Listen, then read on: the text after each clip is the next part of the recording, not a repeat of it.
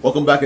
This is Aquarium Hacks by Marcus. So today is the day that I'm going to try to get it on camera as the best that I can, showing you guys how I'm going to actually seed very quickly and sponge filter for your aquarium. So I'm going to try to get this done. Now I've seen on other places on YouTube how they would seed a sponge filter. There's very different ways to do it, but to speed up this process, just know you will have to have already some sort of established filter already going. Whether that's another sponge, whether that is a canister, or whether that is a hang on the back. But my method of seeding a sponge filter will keep a lot of that mum out of your tank, because a lot of people like to squeeze their gunk from their other filters, which contains a lot of beneficial bacteria, squeeze it in their main tank. Their main tank is all cloudy and nasty and everything, and essentially that will seed a filter. But I'm going to do it a different way, the way that I have done it many times in the past.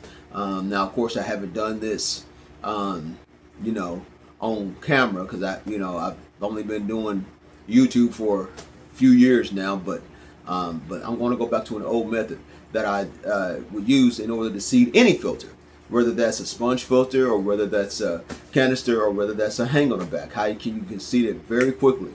Like I said, the trick to that is you have to have an already established nasty filter already going, and that is the key. But let me show you what this sponge filter first looks like. Right now I just got it inside. Here's that big old sponge filter. Now I'll show you talk about some of the customizations that I did on this sponge filter, which is really good. Now these are the Hydro ATI sponge filters. This is the Hydro 5, which is adequate enough actually for a 125 gallon tank.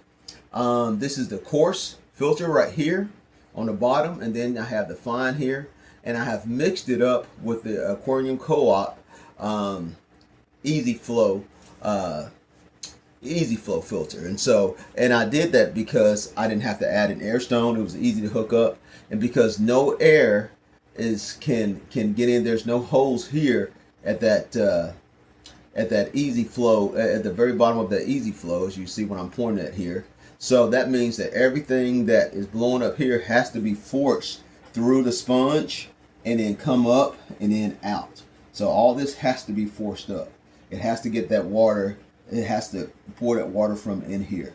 And just like I showed you from my previous video, how I fixed the sponge up with the hard biological media that is on the inside of this, and then of course the double air pumps that is on this. But I'm going to stop the video here just for a few seconds, and I'm going to show you how I actually I'm going to seed this aquarium sponge filter. So just stay tuned for that. So here is my big giant canister filter. So what I'm going to do, and it's pretty dirty, surprisingly not that dirty because of all the filtration I'm probably running. But what I'm going to do is take some old dirty stuff like this. I got old dirty sponge that I've had in the middle, and I'm going to squeeze it off into this quarantine tank that I have sitting over here. That's where I've got my Hydro 5 sponge filter at. I've got it inside that tank. So when you do this, make sure that you have your tank heated and have some aquarium water inside of there, so that you can adequately cycle your sponge filter much faster that way. So what I'm going to do is squeeze all this nasty stuff off in that tank, not my main tank, but into a quarantine tank or to a separate tank, and that way I don't get my aquarium all nasty and all that kind of stuff. And I will let that sponge run with this nasty stuff in it, that's full of which is full of wonderful bacteria, for about 24 hours. For about 24 hours, a couple days. Let it really get cultivated in there, and then I can ultimately just simply place that sponge filter inside of my aquarium. So I'm going to show you guys how I'm going to do that here on the next clip. So stay tuned. So here is an old nasty sponge that I had sitting around in my canister filter.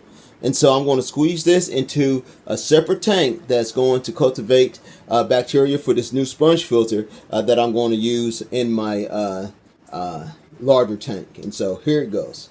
So just simply do like this in a separate tank. See, it don't matter how nasty you get this, you know. Let it live. Let it have all that stuff. It's going to love it. See how dirty and nasty that's getting at? That's good.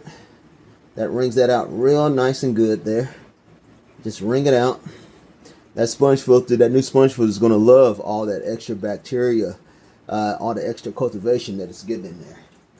And so, once you do that, you know, let that run for about, like I said, you know, 24 hours. I would say give it a couple days, 2 or 3 days, letting it just run like that. 24 hours is usually enough time for that bacteria to settle down and get sucked into the new sponge.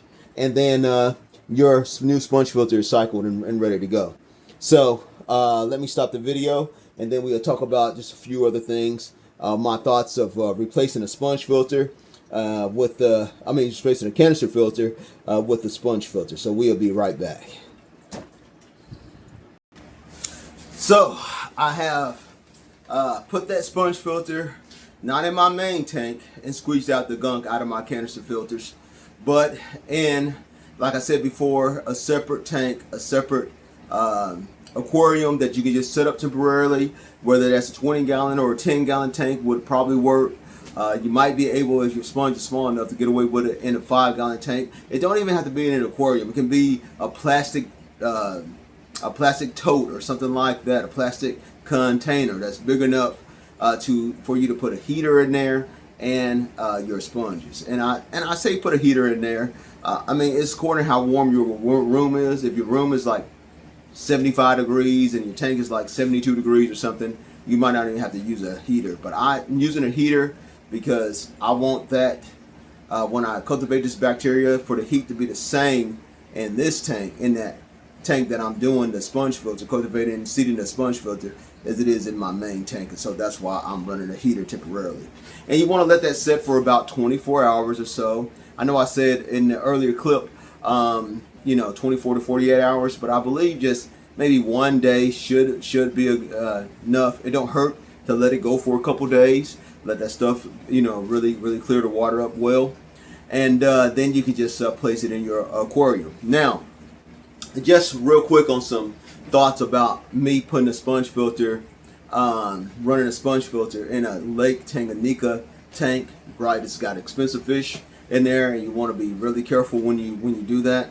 Let me just go over some quick specs. I'm not going to try to make this too long of a video. It's already kind of getting long, but just the quick specs. When you do have a canister filter, know this, that you can actually put more biological media in it than a sponge filter. Okay, know that. And also with the canister filter, you will have a little bit more water volume in your aquarium with canisters and hang on the backs, because they have some extra water in them than you would with a sponge filter, which you have to put it right inside your tank. So know that as well. And so canisters are definitely, and hang on the backs are definitely great filters. But here's the reason why I'm changing them up.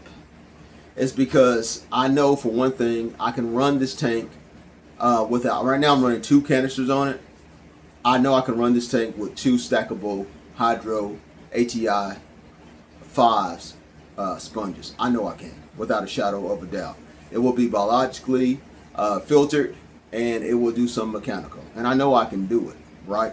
And it's going to cut back on, like I said before in my earlier video, on electricity use. And so I'm going to save back some money.